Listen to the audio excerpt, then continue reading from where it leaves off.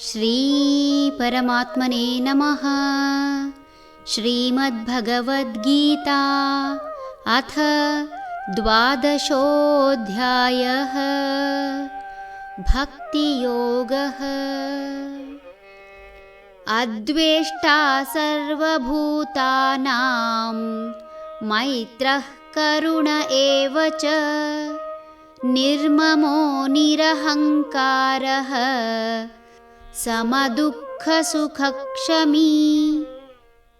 ಯಾವನು ಎಲ್ಲ ಜೀವರಾಶಿಗಳಲ್ಲಿ ಹಗೆ ಇಲ್ಲದೆ ಇರುತ್ತಾನೆಯೋ, ಎಲ್ಲರಿಗೂ ಮಿತ್ರನೋ, ದಯಾಳು, ಅಹಂಕಾರ ಮಮಕಾರ ಇಲ್ಲದವನೋ, ಸುಖ ದುಃಖಗಳಲ್ಲಿ ಸಮಾನವಾಗಿರುವವನೋ, ಸಹನೆ ಉಳ್ಳವನಾಗಿರುವವನೋ ಮತ್ತು ಭಗವದ್ಗೀತೆಯಲ್ಲಿ ಅತ್ಯಂತ ಮಹತ್ವದ ಶ್ಲೋಕ ಒಬ್ಬ ವ್ಯಕ್ತಿ ಹೇಗಿರಬೇಕು, ಇತರ ಜೀವಿಗಳನ್ನು ಹೇಗೆ ಗೌರವಿಸಬೇಕು ಎಂಬುದನ್ನು ವಿವರಿಸುವ ಈ ಶ್ಲೋಕ ಧರ್ಮ, ಜಾತಿ, ಮತ, ಪಂಥ ಇಂತಹ ಹಲವಾರು ಕಾರಣ ನೀಡಿ ಸಮಾಜ ಒಡೆದು ಆಳುವ ಜನರಿಗೆ ಕೊಟ್ಟ ಉತ್ತರ ಎನ್ನಬಹುದು.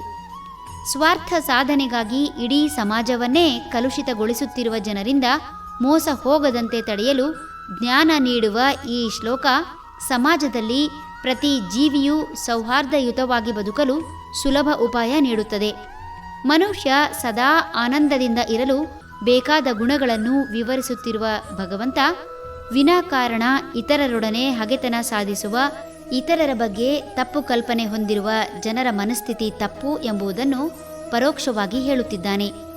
ವ್ಯಾಪಾರ, ವ್ಯವಹಾರ, ರಾಜಕೀಯ, ಉದ್ಯೋಗ, ಮತ, ಧರ್ಮ, ಜಾತಿ, ಪಂಥ, ಗಡಿ ಹೀಗೆ ನಾನಾ ವಿಷಯದಲ್ಲಿ ಮೋಹ ತಾಳುವ ಜನರು ಏಕಪಕ್ಷೀಯ ನಿರ್ಧಾರಕ್ಕೆ ಬದ್ಧರಾಗಿ ತಾನು ಹಾಗೂ ತಾನು ಒಪ್ಪಿದ ಸಿದ್ಧಾಂತ ಸರಿ ಎನ್ನುತ್ತಾ ಇತರರ ಭಾವನೆಗಳನ್ನು ಗೌರವಿಸದೆ ಅವಹೇಳನ ಮಾಡುತ್ತಾ ಇತರರ ಗೌರವಕ್ಕೆ ಧಕ್ಕೆ ತರುವುದನ್ನು ಕಾಣಬಹುದು.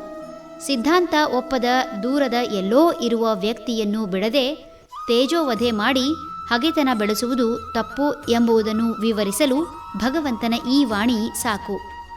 ಸಮಾಜದಲ್ಲಿ ನಡೆಯುವ ಋಣಾತ್ಮಕ ಅಂಶಗಳನ್ನೇ ವೈಭವೀಕರಿಸಿ ದಾರಿ ತಪ್ಪಿಸಿ ಋಣಾತ್ಮಕ ವ್ಯಕ್ತಿಗಳನ್ನು ಬೆಳೆಸುವ ಬದಲು ಸಮಾಜದಲ್ಲಿ ಹೇಗಿರಬೇಕು ಎಂಬುದನ್ನು ತೋರಿಸಲು ಪ್ರತಿಯೊಂದರಲ್ಲೂ ಪ್ರತಿಯೊಬ್ಬರಲ್ಲೂ ಇರುವ ವಿಶೇಷತೆಯನ್ನು ಹೆಕ್ಕಿ ತೆಗೆದು ಗೌರವ ಕೊಟ್ಟರೆ ಗೌರವಯುತ ಸಮಾಜ ತಾನಾಗಿ ನಿರ್ಮಾಣವಾಗುವುದರಲ್ಲಿ ಯಾವುದೇ ಸಂದೇಹವಿಲ್ಲ.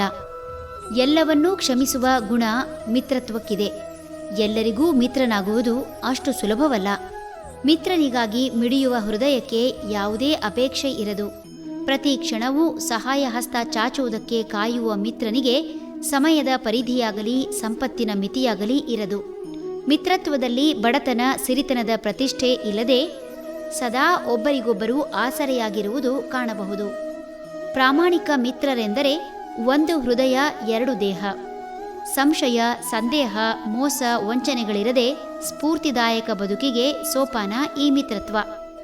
ಹೃದಯ ವೈಶಾಲ್ಯತೆಯೇ ದಯೆಗೆ ಮೂಲ. ಪ್ರೀತಿ, ಕರುಣೆ, ದಯೆ ಇವೇ ಹೃದಯದ ಭಾಷೆಗಳು.